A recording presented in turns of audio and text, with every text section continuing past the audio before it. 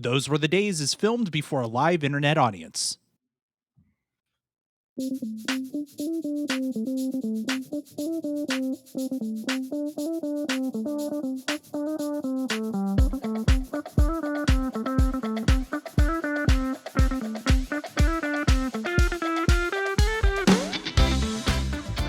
Hey everybody, it's time for Those Were the Days, the show that takes a look at classic TV through a modern lens with nostalgic eyes. I am your host, Steven, this week joined as always by people who, have nicknames for what they do, because all good nicknames are based around what you're known for. So we've got Audie, the art man, Norman. You may take the most gallant sailor, the most intrepid airman, the most audacious soldier. Put them at a table together, and what do you get? The sum of their fears. All right, TV's the TV man, Travis. Everybody know what time it is? Tool time. Tool time. No, it's time for Those Were the Days. Did you not listen to Steven's intro at all? Like, if you need me, I'll be putting rubber heads in microwaves for the next hour. Amy, the mini painting, craft making, goods baking, podcast acting woman, Frost. The 90s TV family. When the men were idiots, the women were fed up, and the child actors had 3 first names. I'm Steven, the computer guy, Adams. Man, oh man, if you heard those intros, you know we're talking about Home Improvement. The Halloween episode, which, funny enough, Home Improvement had a Halloween episode for every single season of its run, except for season 1. But I think we can give them a pass, because season 1, no one knows what they're doing, much less planning for a holiday episode.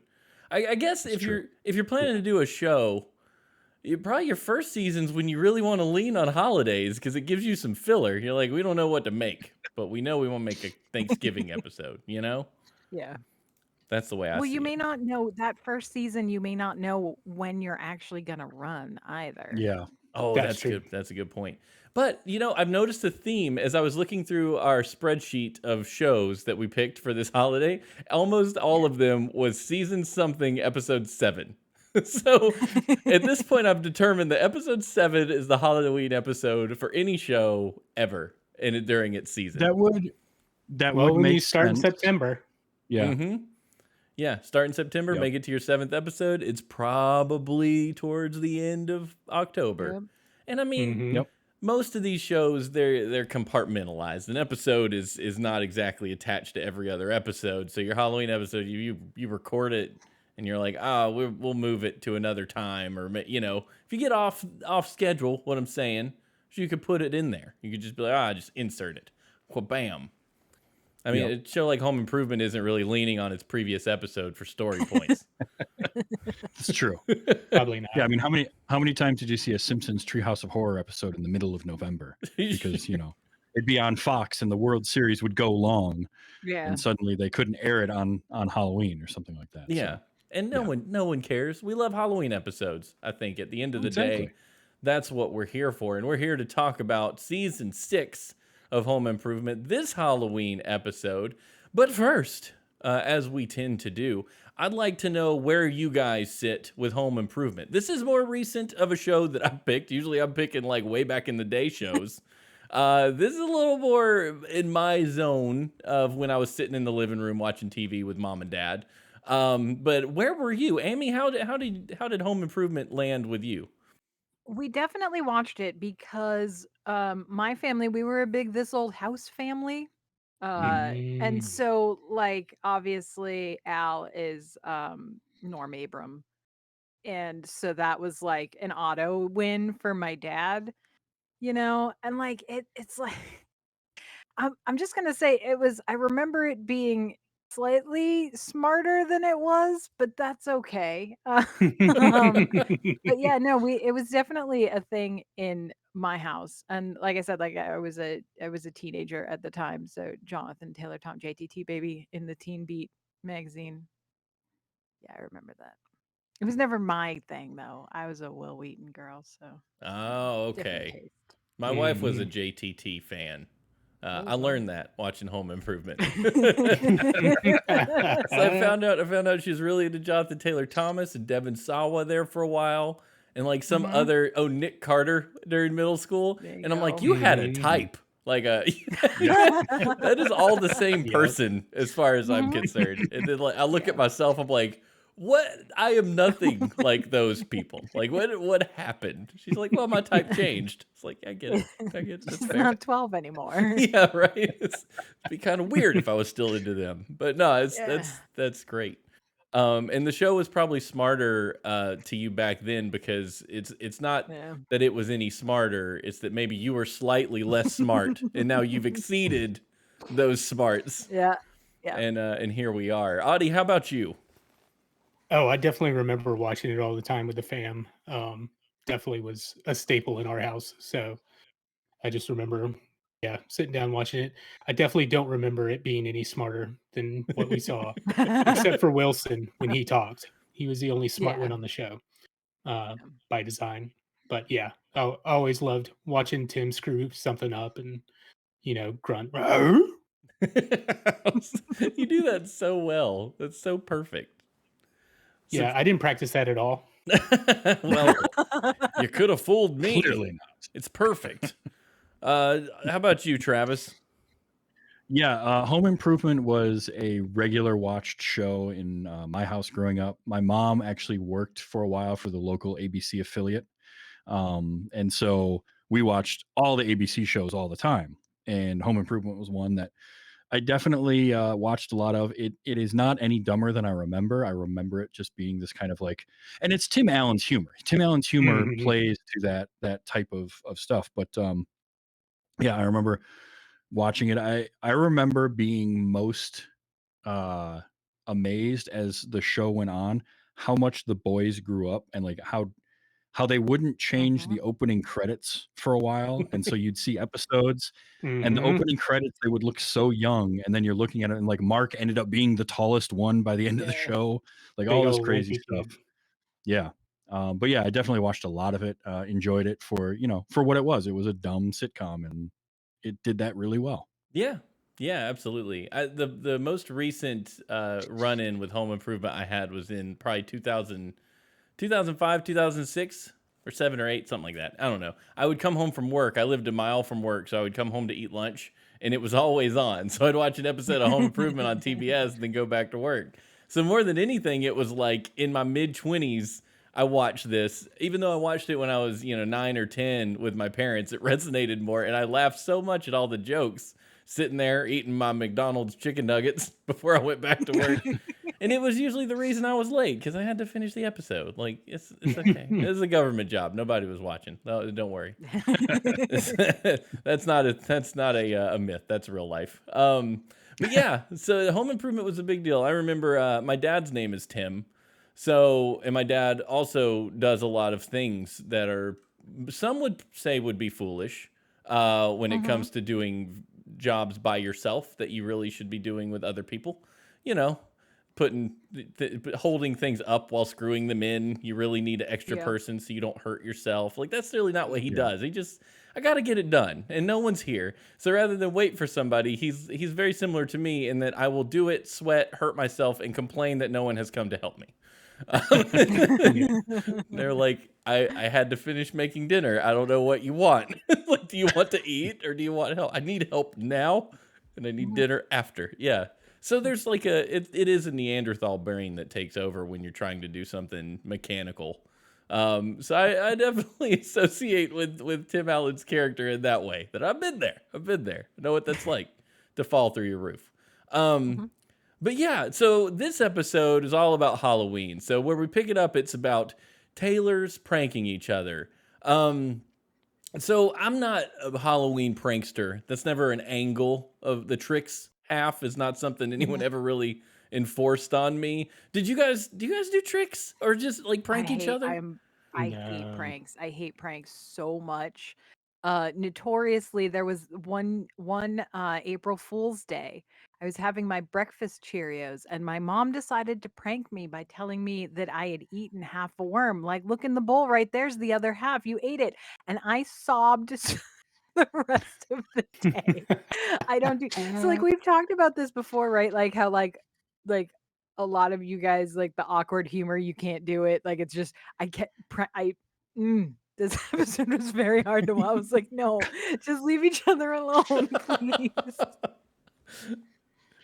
Yeah, my family never did pranks. Like it just wasn't what we did. But I did have some friends of mine that for a while we would prank, run little pranks on each other, and they would escalate. You'd have your prank wars.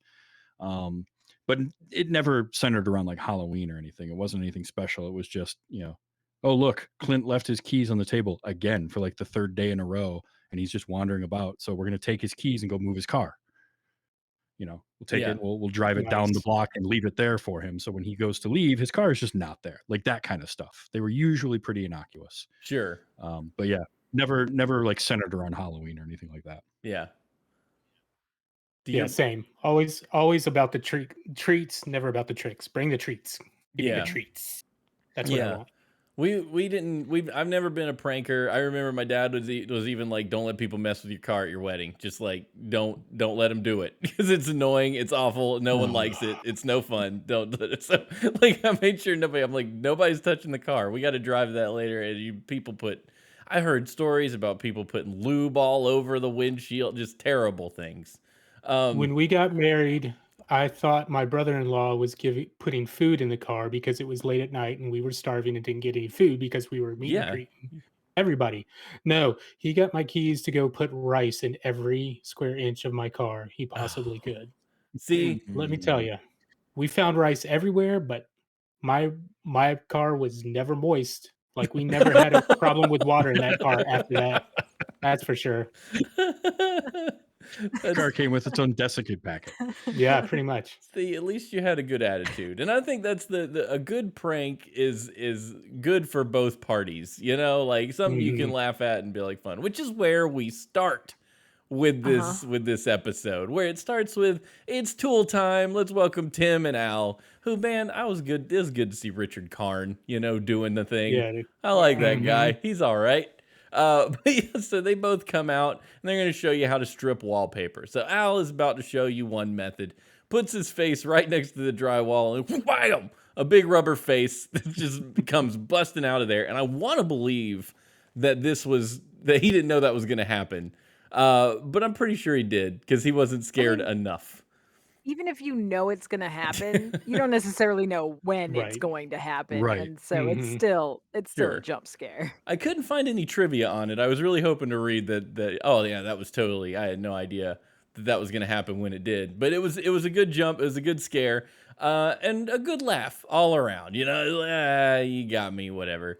And so then we get Al doing a silly prank on Tim with the Cobra in the steamer. So Tim goes to the wallpaper. He's like, let me show you how to. And I was having PTSD about this wallpaper stripping incident. Like, y'all ever done that before? Oh yeah. Oh yeah. Oh yeah. It sucks. Good. Nothing about it's good. No method is good. Everything's awful. And you can roll that little spiky roller all over it and use your chemical.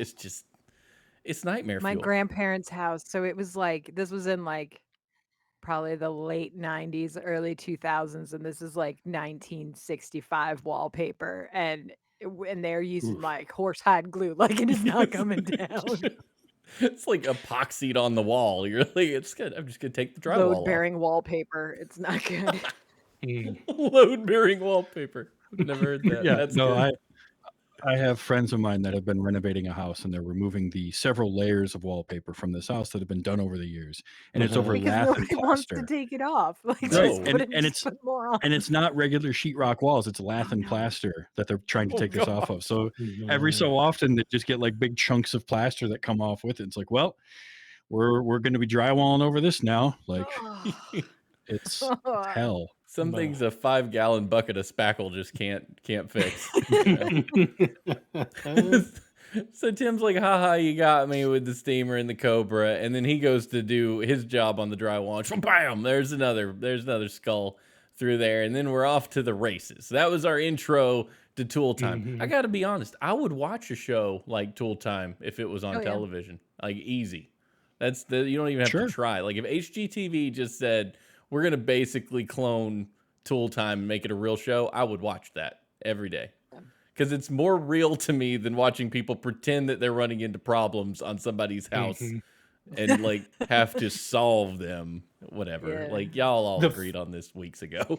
It's and it's also a lot more realistic to watch than the person who arranges delicate flowers and the gerbil farmer that have a $4.5 million Yeah. budget to buy and renovate a new house. My mom Yeah. watches this one where it's people that have started a renovation and it's just they've realized that they are in beyond over their head and she has to like No. come in and fix it, and I go, yes, no, I understand this Yeah. show. Excellent. This Yeah. is very good.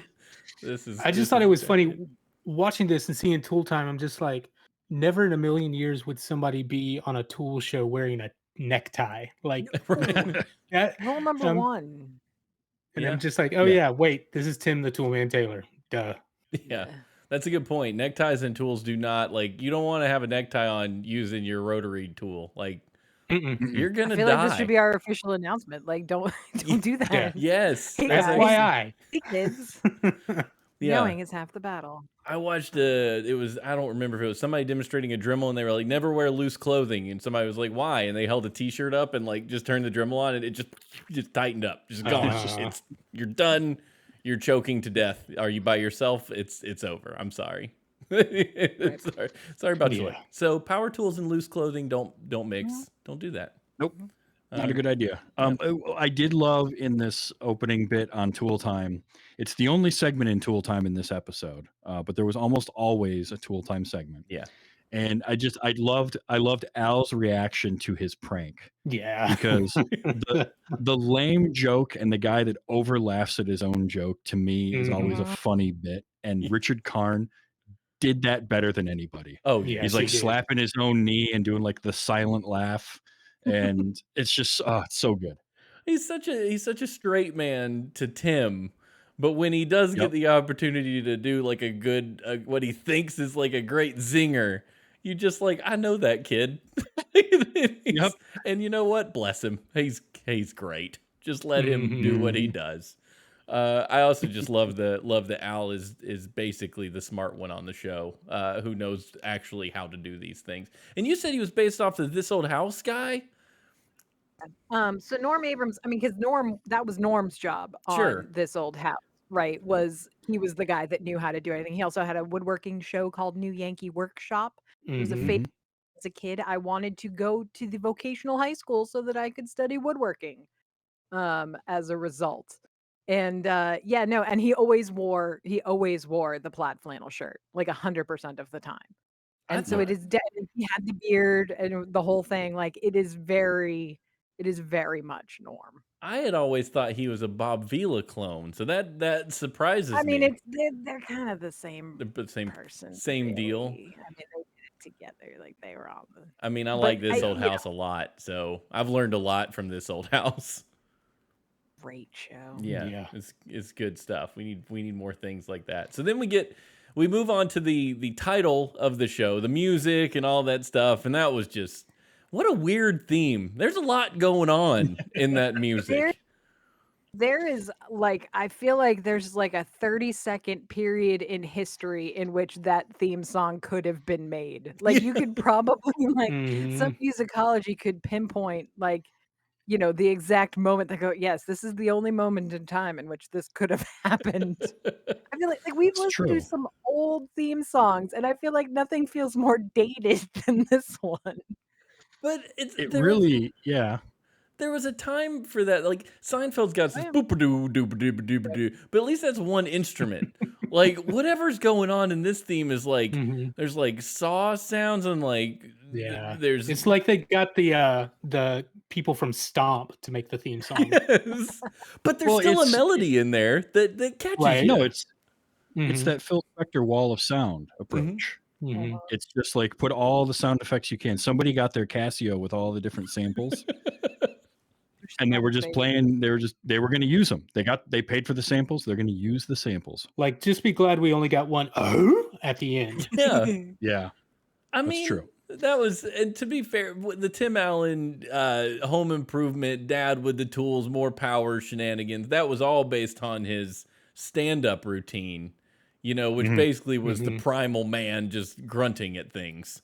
Which, man, that was selling there for a hot minute in the late 80s, early 90s. Like, guys were like, yeah, I totally do that. And I mean, to some degree, we still do, you just, whatever, your And dad does. You do. It reminded me of like older episodes when the boys were smaller. Like the cutest part I even remember as a kid was when he's doing something with Mark when Mark was super small, and they both are sitting there doing whatever project they are, going oh, Working on the car. I think he had a car in his garage for a long time. And they would do something like, and just start talking about like 4,000 BTUs or 600 horsepower, anything. You go, and you're like, yeah, I get that. I mean, I do that with Stephanie. I'll be talking about fixing my truck, or like, that engine's got like 375 horsepower. Oh man. Like, without even thinking about it. You just boom, boom, boom, boom, boom, I emulate engine noises because I'm 6. Just a grown-up 6-year-old. Look. As a man, I can say this: men, we are simple creatures. And it doesn't take much to impress us.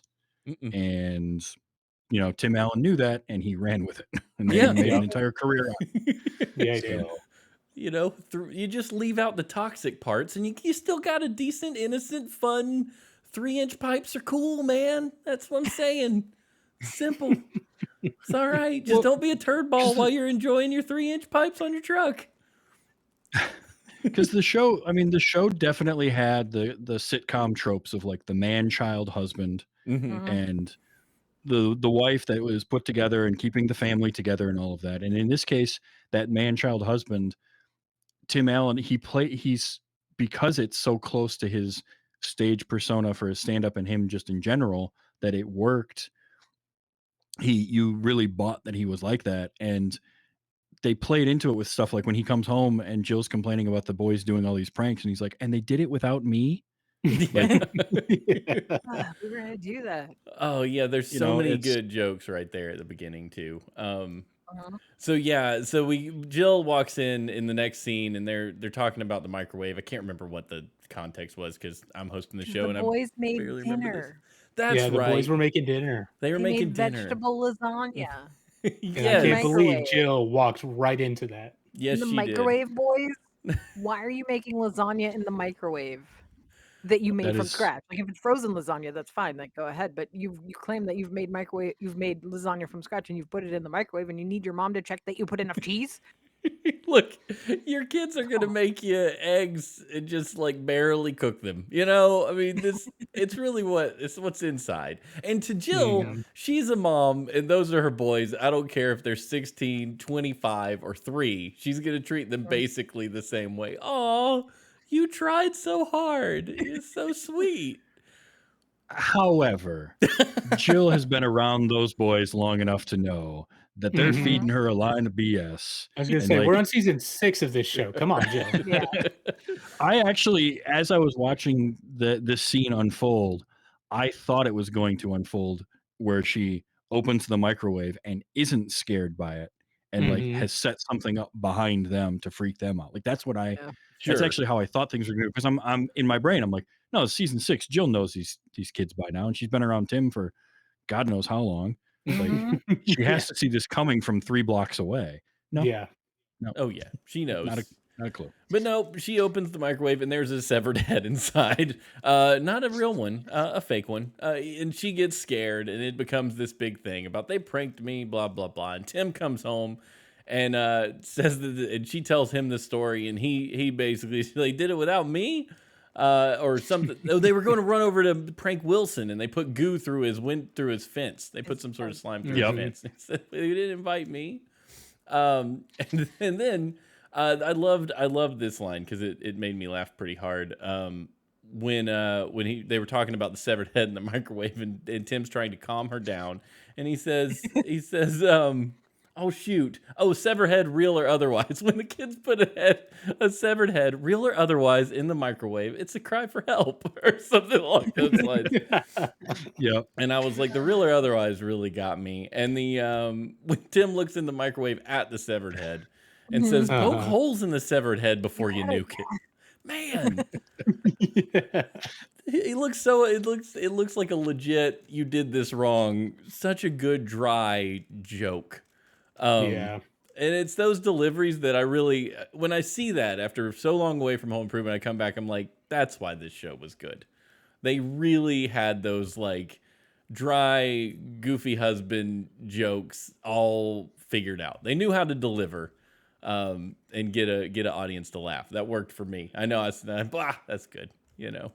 Because some of these old shows you watch and you're like, oh, that's fine. You know, you watch, you don't really laugh out loud. This one got me a couple times. I was like, okay, I remember now why it was so much Which fun. is obviously why it lasted as long as it did. Like they had great writing and all of them had great lines like this throughout the show. Yeah, yeah, absolutely. That's true. The comedy was spread around. It wasn't one or two characters that got everything. It was everybody.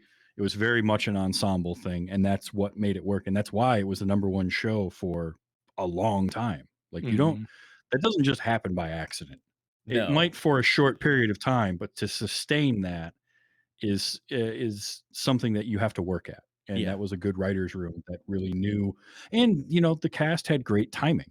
They had Mhm. really they had good chemistry and they had good comedic timing. Like Mhm. the Wilson gag will never get old.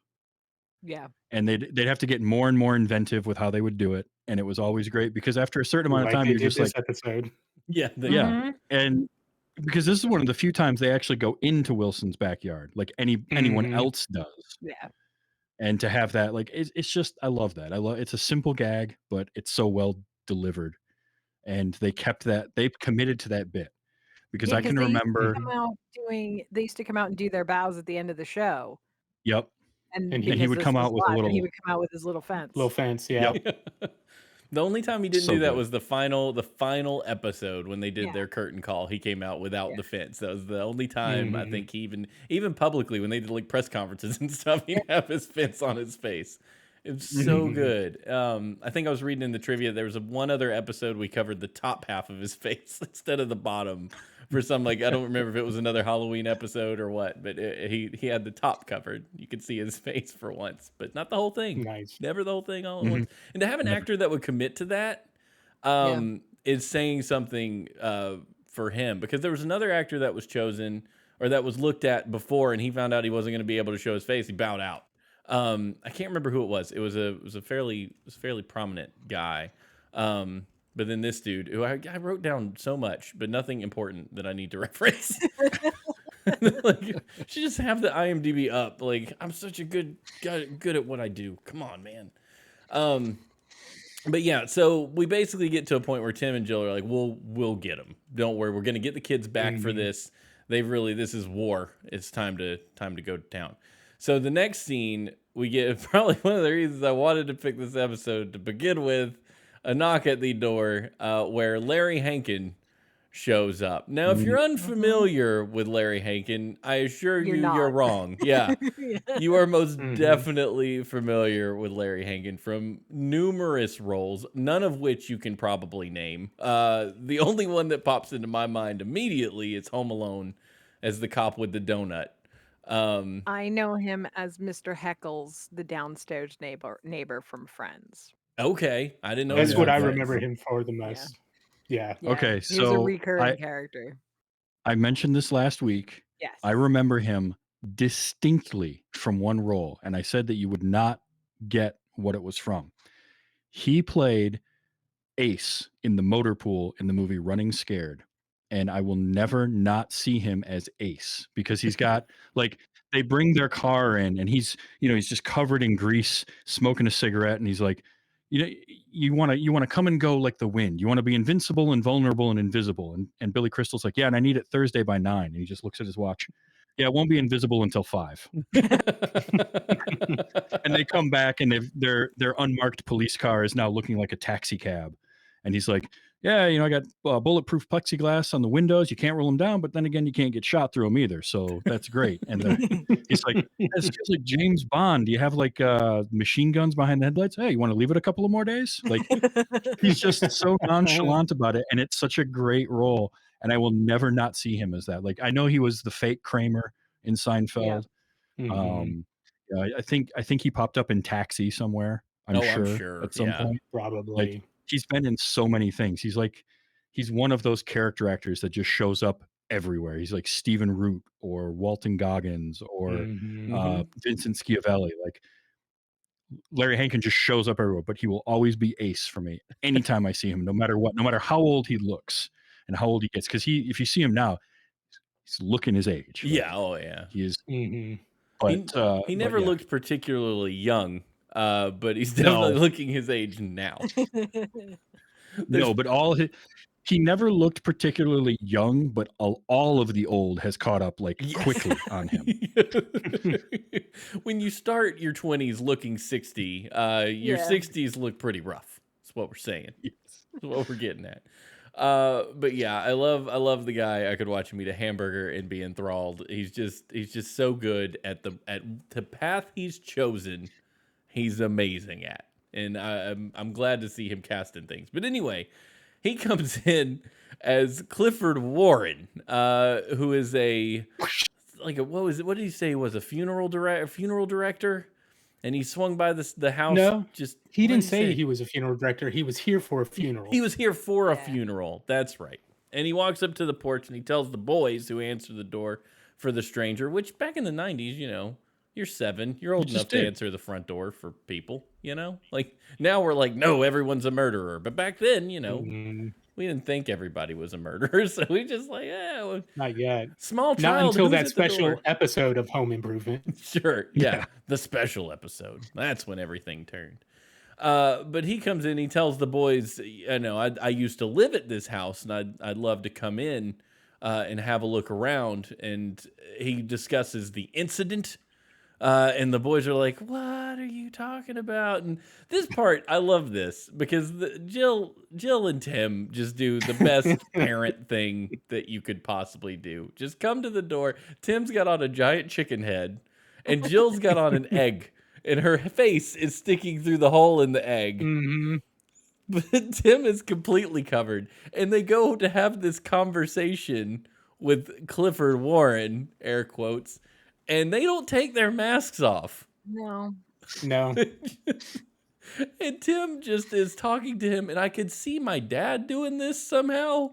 Like, just not even caring about the man. Like, I would take my mask off. Oh yeah, let me talk to you. No. Just like, what are you I've doing? I've only just now gotten the adult joke behind those costumes, and I'm like appalled at myself for A, not getting it sooner, and B, figuring it out now.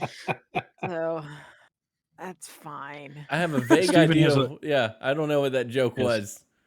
Yeah, I'll tell you later. Fair This is a family-friendly show mostly, so I'll tell enough. you later. I do have to say, I love Tim's reaction when he was like, does the crazy Wilson guy live next door? And Tim's was like, we don't know. We don't talk to any of our neighbors. That was I was so like, that's exactly how I answer the door. I just try to cut it off. I don't know. I don't know anything. Goodbye. See you Yeah. later. You can go now. Yeah. So he also alludes to the basement being where whatever the secret is, whatever happened to his brother, occurred in the basement, and it's since Mhm. that's where Randy, Jonathan Taylor Thomas's character, that's where he sleeps now. So he's put on edge because the basement's like his home Because base. he's like, that's where my room is. And Mhm. Clifford's like, I'm so sorry. I'm so sorry. What? And all in all, this is a pretty good gag. This would have me kind of like, what's going on? It was a little over the top. Mhm. Clifford Warren is definitely putting on his best Vincent Price. Yeah. There's Yeah. all of that in the way he's speaking. If there was a Vincent Price biopic, I'm saying Larry Hankin at that time could have pulled it off. I'd been down for that. I think Vincent Price was probably still I alive was gonna then. say, I'm pretty sure he's still alive. Yeah, back in 90 whatever this was. Had to be Mhm. 95 or later. 96. 96 was when this aired. Okay. There you go. Yeah, so 93. He they died in 93. yeah. Oh, he died in 93? Yeah. Yeah, cuz he did Edward Mhm. Scissorhands and then passed away not long Yeah, after that was that. it. Yeah. Yeah. Yeah. Good final role, by the way. We'll get down to Heck Vincent yeah. Price one of these days. Who's a treasure. Just a treasure. Anyway, So they end up closing the door. They move on. But Randy and Brad are not so sure about this. Brad's pretty convinced that this is mom and dad just pranking him. But Randy's like, I sleep in the basement. We really need to get this verified. So they go over to see Wilson, who is doing what Wilson does in his backyard with a cauldron, and not for anybody, just for himself, making a potion, because that's Wilson. And you half wonder, like, did he know they were coming? Is this for them, or is he really like putting Aya Newt and Monkey Head in the... He did know they were coming, because he gives them the thumbs up at the window. I did look it up. Mugwort is good for digestion issues. I did look that up. I was curious. Nice. A man of his age, probably, that makes sense. You need to stay regular. Oh, I know one thing I wanted to bring up. After the kids leave the room and they're like, let's go talk to Wilson, the parents come back down and Larry comes back in to basically expose that he's Larry. Which, you know what? Tim is Tim. Larry's Larry. I love when characters just have their names. Yeah. Why bother changing it? It's a perfectly fine name. So they want to pay Larry off. Larry's actually a Halloween guy, which is a thing in Detroit. I guess you have your Halloween guys. But they pay him off with a check. But I'm like, you guys are having this conversation just in your living room. Your kids literally walked out the back. How do you know when they're going to be back, man? Out the back door that's like all glass. Yeah. It's all glass. I mean, maybe they saw them go over to Wilson's and they're thinking, we got at least 5 minutes. Wilson's going to talk to him, and you never know how long that's going to take. Yeah. So maybe we got a minute. But the kids go over to see Wilson. Wilson's doing his monkey head in a cauldron thing. And they ask him they tell him that, they ask him that Larry came, that Clifford Warren came over. They wanted to know about the incident. Or he asked, did they tell you about the incident? And they're all, yeah, we know everything about it, which is a weird strategy for trying to get information about an incident, is to go, yeah, our parents told us everything. Can you believe that? But these are kids. But, that opens up the door. Sitcom line, though. It's the they're like, yeah, no, I know. Yeah. Right? I know. Like, I'm on the inside now, on so the let's inside. talk about it. Now we can just talk about it, because I already know. Right. Oh, yeah. And the depths of this prank go pretty deep, because they are curious about the incident, but they're not ready for everything Wilson has about the brother who died, and then the newspaper clipping. Yeah. How? See, kids, back in the day, there was this thing called a newspaper. Yeah. You would get. But I feel like get your news from it. Easier to make a fake newspaper now. Like, I can make, you want a fake newspaper, I'll get you a fake newspaper. Don't even worry about it. But in 1996, I couldn't make you a convincing fake newspaper. I mean, I couldn't, but Wilson probably has a Gutenberg printing press in his basement. Right. Or Larry. Larry's probably got some tricks up his sleeve as the Halloween guy. Yeah. Yeah. But it's a very short time frame, is what I'm saying. Yeah. We seem to have put this together really quickly. This is true. You're not wrong there. You're not wrong at all. If anyone's going to pull it off, though, it's Wilson. Oh, yeah. And he's in, because Wilson's having a good time. And what I love about Wilson is, they're like, sorry about putting the slime through your fence. He says, oh, it's water-based goo. I just sprayed it off. And you're like, that's a good neighbor, Just let the kids cause a ruckus. And, I mean, water-based slime. And again, talking about the Wilson bit, he's behind the fence with the boys, but every time they point to him, the camera angle has something in front of his face. Yes. Whether it's one of the kids or he's got that big old spoon he just happens to be keeping in front of his face.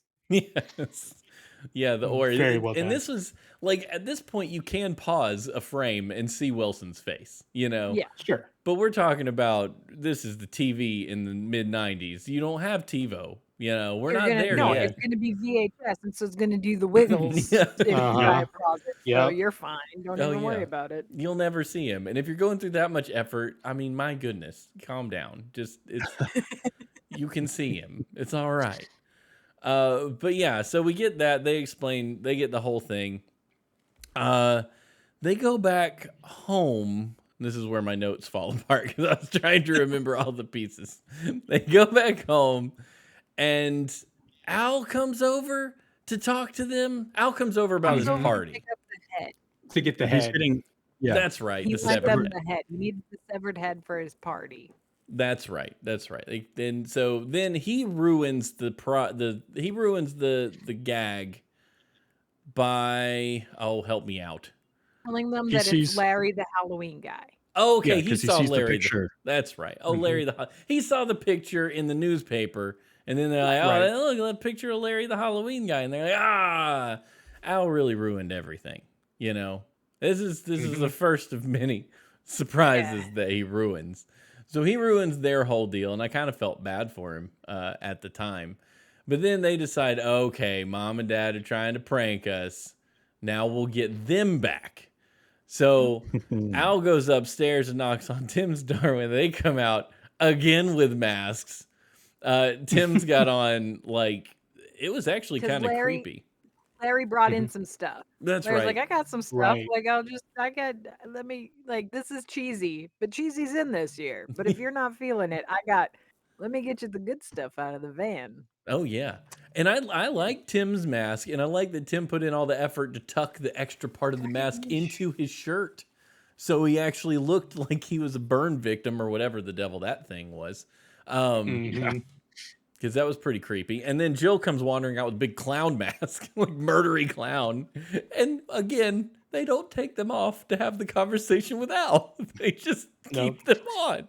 And this gag works for me. I just every single time this happens, I I'm thought laughing. I thought at one point that Tim was going to take his off, but he was just fixing his button. Yep. Those things are so hard to breathe in. I hate those rubber Uh-huh. Mhm. masks so much. You can't Yeah. see anything. They I smell have a awful. latex allergy. It's just Blech. none of it's good. No, it's all terrible. So Al tells them, "Hey guys, I think Randy's really upset. He's worried about this killer, murder in the neighborhood or whatever."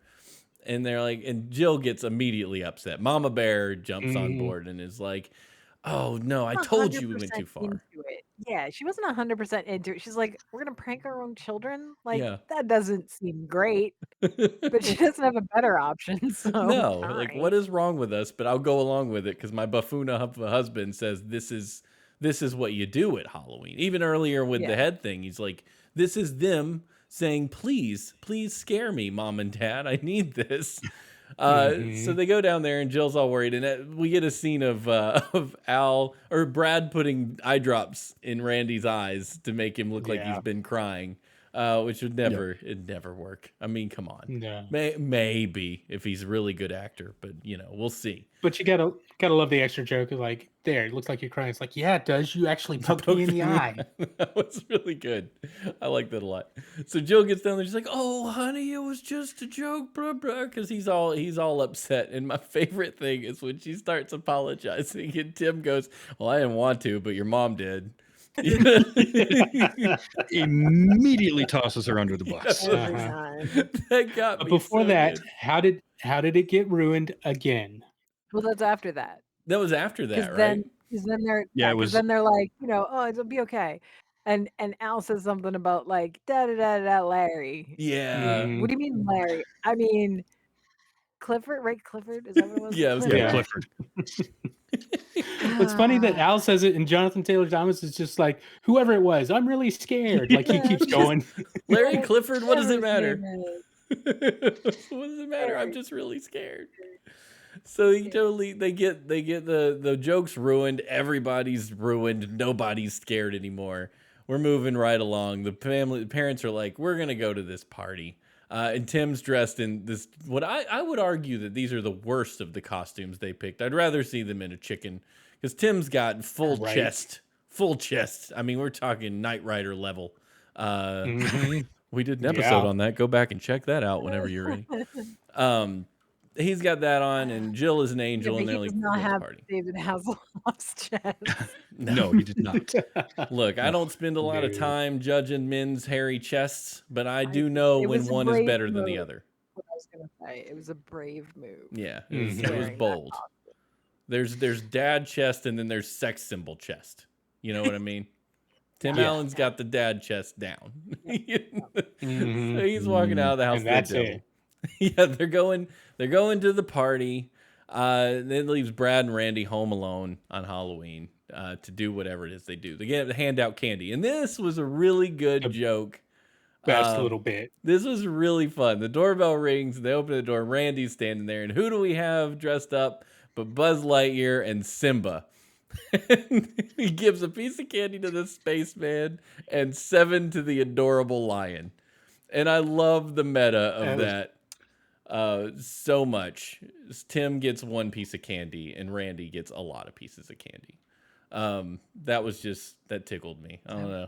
I got a kick out of that. By the way, the kid dressed as Simba was Richard Karn's actual little boy. Cool. Which was pretty cool. I love when they do that kind of thing. That was fun. So next time the doorbell rings, and it's Larry at the door. But it's not Larry dressed as Clifford Warren with the lightning and all. And Larry says, because they know Larry now. Larry's not technically a stranger anymore. He's basically a friend of the family, even though he's just a Halloween guy. But we know him. You know, he's participated. So he says, can I come in? It's starting to rain. And they're like, sure. Parents not home. Letting strange old man in the house. It's fine. It's not strange old man, but not a stranger. 90s. Yeah. You kids don't do that anymore? That's totally what we would do.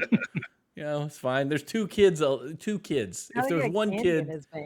Oh yeah, I bet he did. When there's more than 1 child, you're safe. When there's only 1 child, not safe. Never. Yeah, that's the rule. So if you're with your buddies, you can let the stranger in. It's totally fine. Always, you could always home alone it probably with 2 if he's already in the house. That's true. He's not. It's only 2. You need him outside so you can home alone it. That's right. That's a good point. So Larry comes in, and this is when it gets kind of real, because Larry's like, I need to find your parents because they shorted me cash. He shows them a little check that they wrote him, and they're like, oh, well, they'll be home later. And he's kind of like, yeah, later's not going to work for me. And he pulls I'm an irate, some kind of like grumpy gangster man all of a sudden. And maybe there's more to Larry the Halloween guy than just Halloween stuff. You know, what's he do the other 11 Where do months you of the year? think all this drug candy that we hear about every year comes from? Yeah. He's the one supplying. He's got a lot of costumes, but they're from all the dead people that he's run across and stolen them from. So he gets real nervous. They're like, we don't have any money. He's like, you better find it. They're like, oh crap. Okay. So where do they keep the cash stash? Look, everybody's parents keeps the cash stash in the sock drawer, but not at the Taylor residence. No. Apparently. The cash is in the attic in a cigar box. If you need it quick, you ain't going to be able to get it. Going up the attic. Yeah. No. Okay, here's the thing. When they said that the first time, I thought this was their joke of this is how we get away from a person. Yes. Like, sure. And then they went up to the attic. It's like, he usually keeps it up here. I was like, wait, this is real? Yeah. That's the dumbest thing I've ever heard. That's your other option in the back of the freezer. Oh, yeah. That's smart. You know, in a block of ice in the back of the freezer. No one will look there. You just have to take it with you. You'll eventually have money. You guys ever heard if you have a problem with your credit card, like you spend too much, you freeze it and put it in the freezer if you really need it? Ice is clear. Yeah. And everything's online. You just got to type the number. Yeah. Look, LastPass knows my credit card number. It's not that hard. It's true. But yeah, so they climb up into the attic, which is one of those good old pull down numbers. You know, you pull down the thing, go up the little makeshift ladder thingy deal, and then they're in the attic, which no one questions why there's a bunch of smoke in the attic. I was like, oh no, the attic's on fire. This joke is getting out of control. Because they go, oh, maybe Dad left the window open, and the warm air and the cold met the cold air, and it created fog. I just remembered something from that was a great joke from Earth Sciences. I always wanted the pull down ladder. Like that was always like that. You know, people ask you like what was a weird thing that you thought of as like a luxury.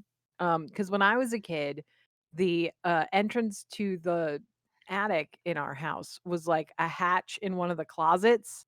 Yep. So they had to like bring the ladder into like move all the clothes, take all the clothes out, put them on the bed, put the ladder in there, and pop the little thing up, and so that pull down ladder that was Yeah, we had the exact same thing in my house, and it was in a coat closet that was over the stairs to the basement, so the bottom of the coat closet was slanted.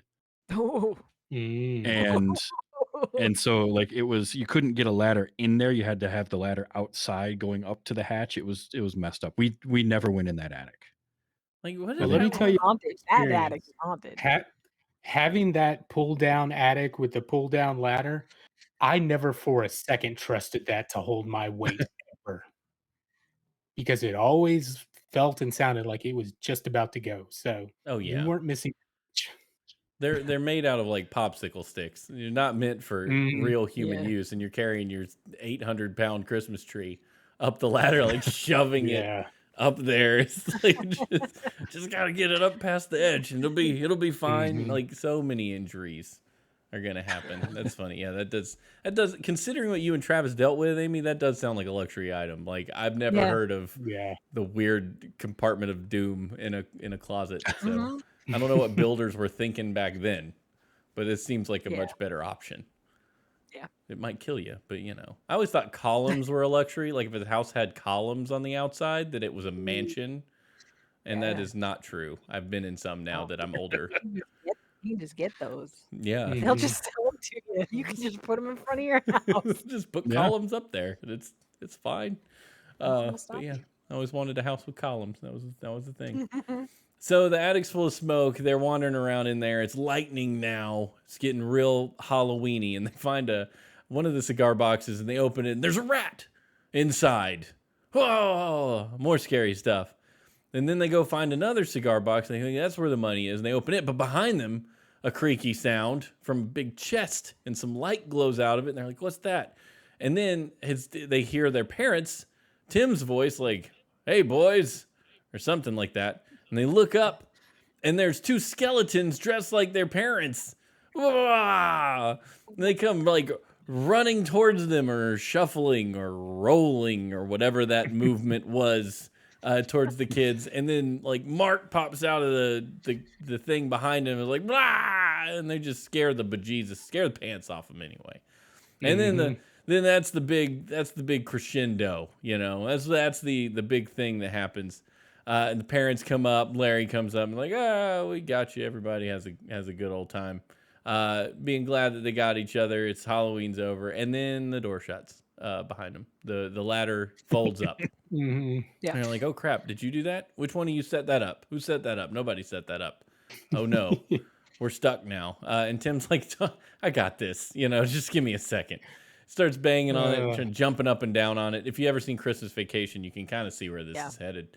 Mhm. But then you go down below it, and it's Al and Wilson, and they've shoved a broom handle or something up underneath Yep. it so they can't get out.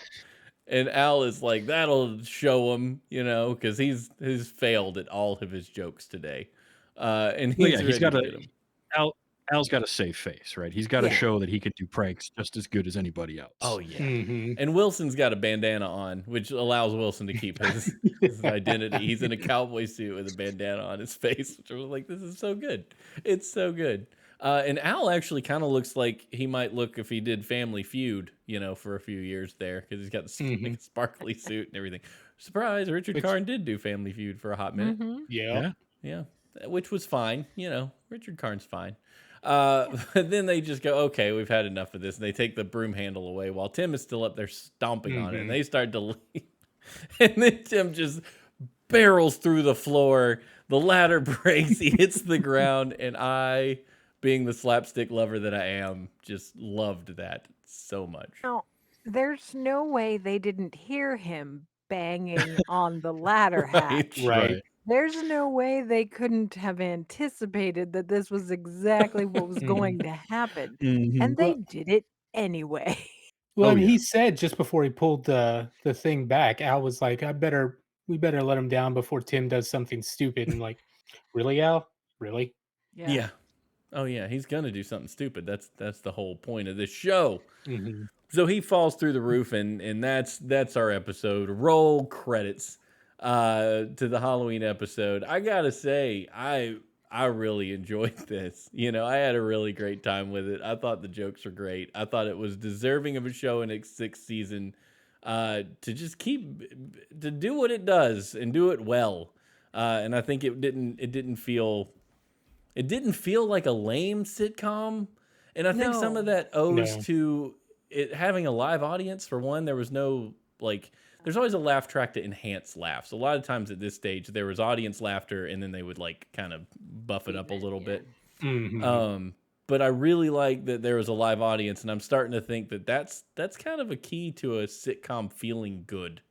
Amy, you were quick to agree on that. Did you? Well, so it's and I mean that's part of the thing, right? Like so it's like doing live performance is just completely different. And especially for something like comedy where you can feed off of laughter and it Mhm. helps you figure Yeah. out your timing, right? Because Mhm. you can hear the laughter, you know what I mean? And it's just like it just makes it so much easier than performing in a vacuum, Yeah. you know? Yeah. And Hmm. especially with a multi-camera stage setup like they use, I mean, it is for all intents and purposes a stage show that's being filmed. Yeah. And so to have that, you can kind of massage the jokes and find the humor as you're Mhm. going, Right. that you can't do in a different situation. They had So outtakes Oh they did. yeah, at the that's end Oh of right. They were yeah, I very the forgot funny. they did that. Yeah, they had bloopers at the Um, end. It's about the the eye that them Hmm. putting the stuff in Randy's eye, and he kept wiping it away. They're like, "Stop wiping it off." not that you could see it. which You could not see it at No, all. no, no. but I get it, like, because I've put in eye drops like that before, and Yeah. if you miss a little bit, you just, like, you immediately wipe it away Right because it feels under Sure. weird. it. Yeah, Hmm. you're not So I supposed to have totally water get on that. your face. Yeah, and No, Al saying he's a Hollywood washout instead of They're saying like a they're like, Halloween "Well, washout. you're that too." Yeah, I was like, "You're not wrong," and everybody's awkwardly laughing because they know this is the last show you're gonna really be successful at, but, it's good. Nice try. Fine. and I think too, like I said earlier, the writing of the show was really good. Like, Mhm. the jokes were there weren't too many jokes. They weren't, like, overdoing trying to be funny. Mhm. They spaced them out decently, and they spread them out amongst everybody. Yeah. Yeah. Jill gets good punchlines. Hmm. Tim gets good punchlines. Larry got my favorite line in the whole episode was right up there in the attic where he says, "In all my years, I've never seen a family go to such sick lengths to torture each other on Halloween." That was good. That was good. And You also got to give it to the kid actors too, how well they have done coming up on this show Yeah. and being able to be as good as they are, like holding their own with these other veteran actors in Yeah. nailing those lines and that comedy. Oh yeah, yeah. I mean, you clearly see Jonathan Taylor Thomas is something special amongst the kids. He's got Sure. something that the older Brad, who was actually younger than Jonathan Taylor Thomas, but was taller, so he could play Big Brother. He was a month Hmm. younger than old JTT.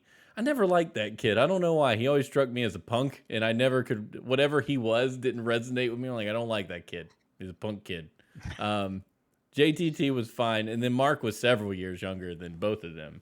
Um, Hmm. and he went real goth in later seasons. I don't know if you guys remember that. He started wearing like all black and Jinko jeans and stuff. It was definitely welcome to 1997 as he got older, Right. oh yeah. or Hmm. 98 or whatever that might have been, because it was like, and he skyrocketed in height. He was like 9 feet tall by the end of that show. Yeah. Yeah. But yeah, so you're talking about the kids. A little bit of trivia about the kids. Tim Allen would often screw up lines on purpose early in the show to make them feel better when they screwed up lines, which I thought was actually either a really sweet thing to do or a total excuse for screwing up your lines. And I can't decide if we'll ever know. We'll just Mm. go with yes to both. Yeah, I mean, it sounds like a great thing to do if you're trying to help kids not feel so like they're wasting time or whatever. Yeah. Hmm.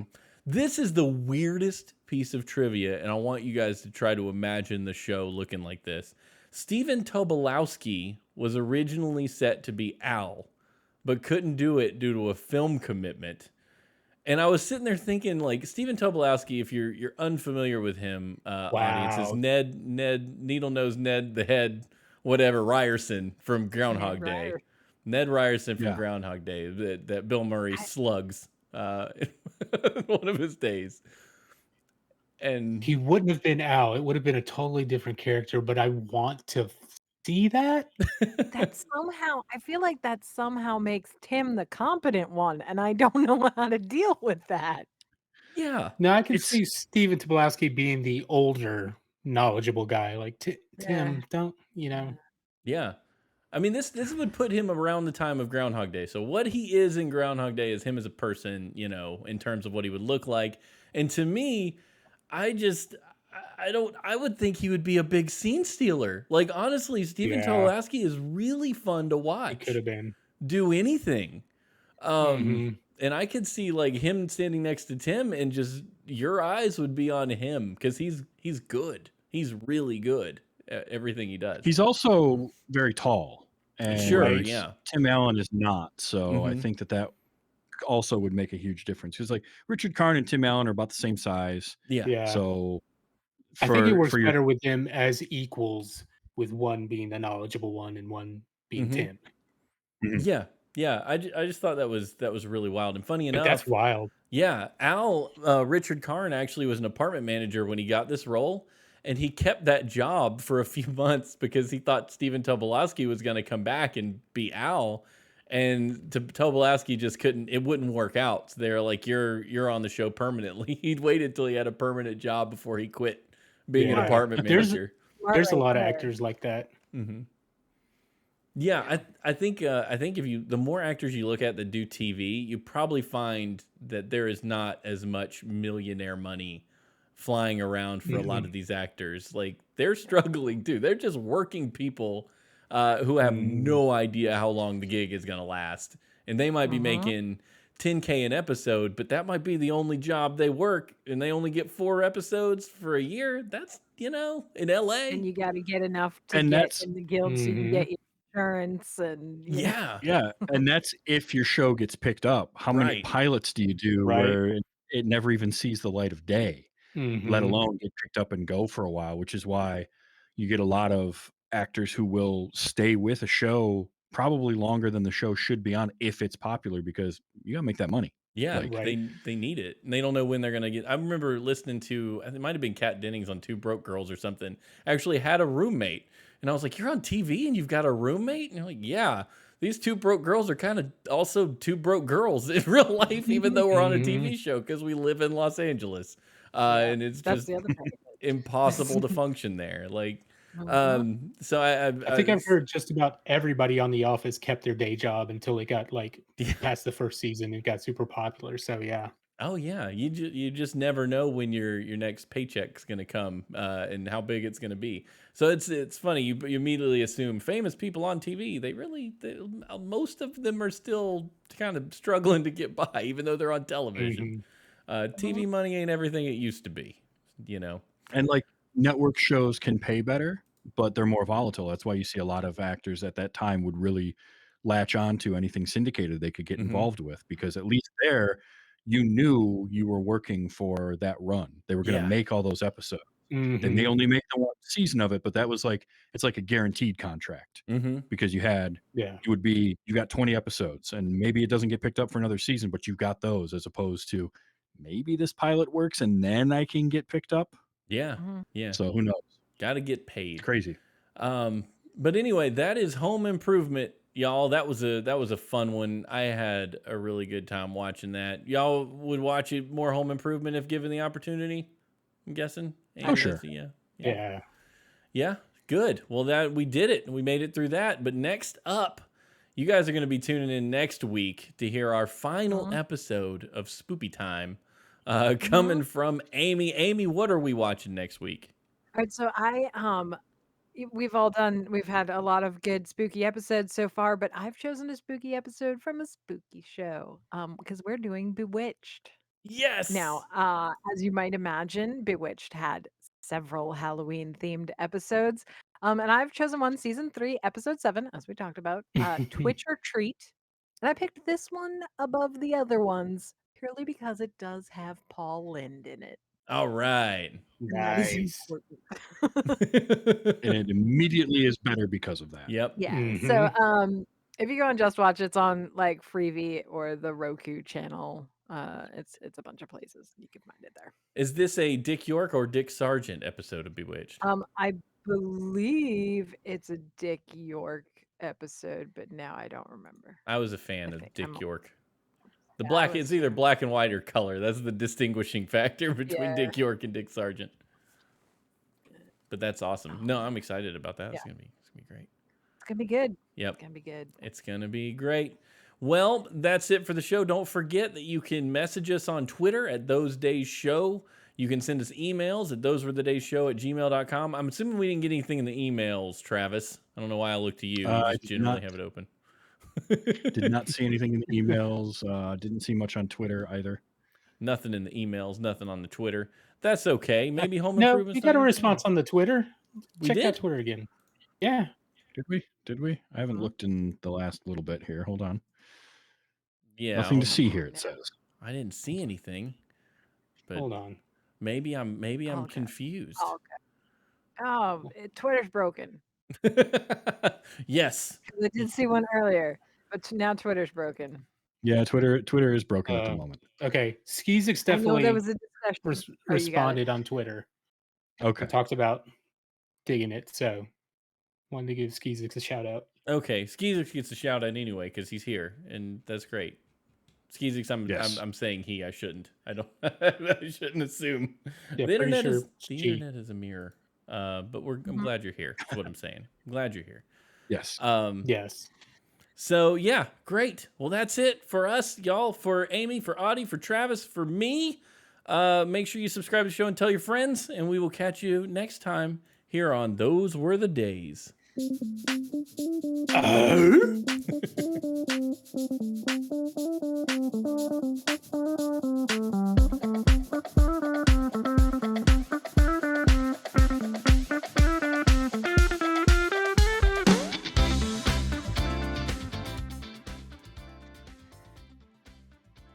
All right.